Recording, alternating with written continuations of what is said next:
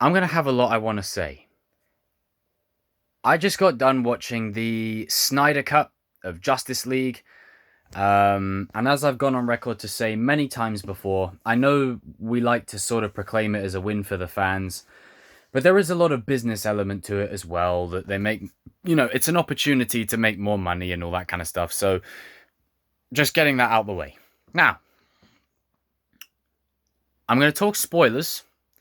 First things first. Non-spoilery. This is as non-spoilery as it's going to get. I'm going to say this one sentence. DC, whoever's listening, whoever's watching, if anyone watches this, and I think it's right across the board now, and I'm throwing my name in the hat as well. Restore the Snyderverse. Restore it. You have something good here.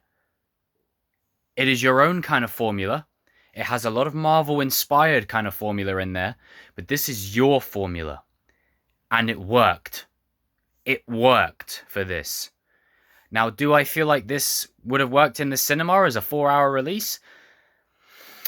Oh, it would have been tough. Because, for Endgame, it was 3 hours, but we had 20 movies of build-up. It was an event, almost. It was bigger than a movie. It was an event, This one, not so much, because we haven't really had this sort of build-up to it in that vein.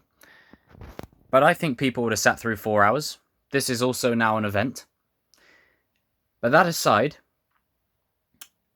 I'm not going to rank this movie because I don't really like quantifying movies or TV out of 10 because it's just a very, watered, oversimplified way to do it, in my opinion.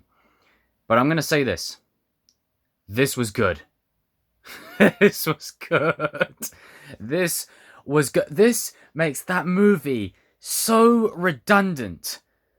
You never have to ever see that ever again. This is the superior version. And you know what's the sad part? I feel like they could have added even more. This could have gone on for 6 hours. And I'm not joking. There is so much story within this 4 hour. Here's the problem with this movie, right? The only problem. Conceptually, they shot themselves in the foot because it's just volume. The amount of stuff. It's just so much in one movie. You've got origins of all the characters. You've got tying in Darkseid, tying in Steppenwolf, connecting to Zeus, Ares, all of that. The 3 mother boxes, Cyborg's backstory, the Flash's backstory. If you've seen the CW show, then it's pretty much similar, but you know what I mean. This was amazing. Amazing. This is brilliant. DC, you have something good here. You really do. Make number 2 immediately. Get Ben back on board. Get Henry Cavill back in the suit. Get all these guys and girls back together. All of them. You have something good here. Very good. There is a lot of potential here for this to even lay better films than the MCU. And I'm not even joking. This movie is good.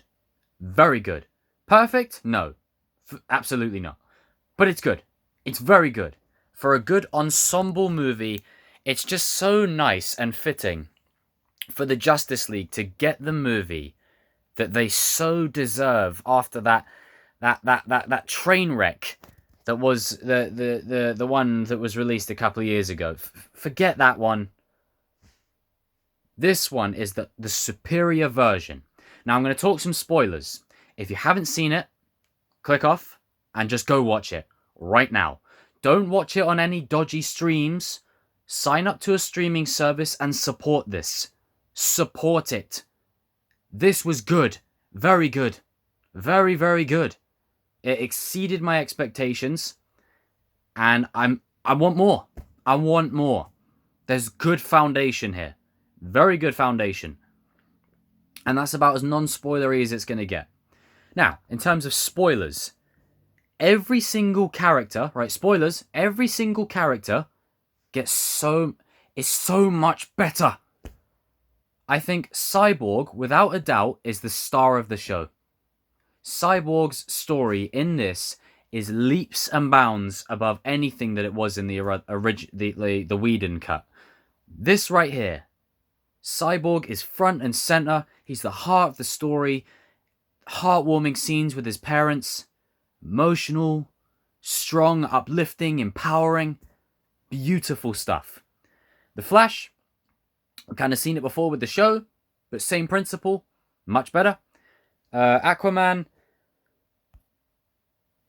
he's kind of roughly the same in my opinion, but the thing is, because now Aquaman's had a solo film, by the time, let's just say, fingers crossed, Justice League 2, right, is in the works, for example, the Aquaman from that film, he's got the trident, he rules the sea, he's overpowered as hell. So can you imagine, by that time, there's a Man of Steel 2, we get more exploration on Batman versus Deathstroke. Wonder Woman's even more powerful.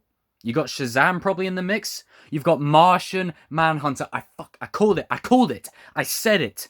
I said that dude was Martian Manhunter. There was something that told me that's the dude. And then, after I finished watching Man of Steel, there was like this conceptual art or something, and I was like, I thought it was. It felt right. And then it is Martian Manhunter. I was like, yes. Perfect casting. Perfect. And that scene at the end.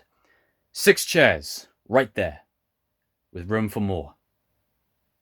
Come on. You've got Martian Manhunter just introduced. You've got Shazam out there. That's 2 more. Get Green Lantern in the mix. I would preferably like Hal Jordan and Jon Stewart as a package deal. Just because I think they would be sick. But either way, get a Green Lantern in there. And get one of the Hawks. And then you have an even bigger table for the second one. There is a great foundation here for something special. And I'll admit, I went into this just thinking it was just going to be additional footage and just additional scenes. How wrong was I? This was brilliant. I'm not going to lie, some of the soundtracks, I did miss some of the Danny Elfman scores in there with the original Batman theme, etc., etc. But overall, I thought it was solid. 4 hours of epicness. And that ending! That epilogue!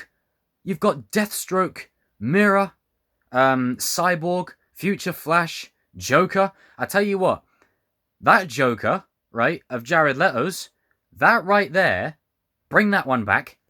That one is the one you go with. That's much better. The way he was just getting under Batman's skin, dangling the carrot in front of him, just pushing the buttons, and then it ends with Superman, and you're like, yeah, these guys are fucked. These guys are done. Absolutely done. And then Batman's threat to the Joker, I'll fucking kill you. Perfect. Every character got their shine. Wonder Woman, amazing. Alfred, the scene between Alfred and Diana as they're making tea. Perfect. Ryan Choi, another Justice League member potentially down the line. Restore the Snyderverse. Restore it. DC, listen to me. And everyone else. Restore the Snyderverse. Right now. Use Aquaman. Use Wonder Woman. Use Shazam. Use those 3 films as the leapfrog to continue this Snyderverse. Get a Man of Steel 2 in the works. Get Ben Affleck back in some way. Set up a Justice League 2. Have Martian Manhunter involved. You have something good here. And the fans will show. If you do that again, you have me. And you have many others. That's all DC fans want. Now, I'm a big Marvel fan as any. I like both. I'm not exclusive to one or the other. I like both.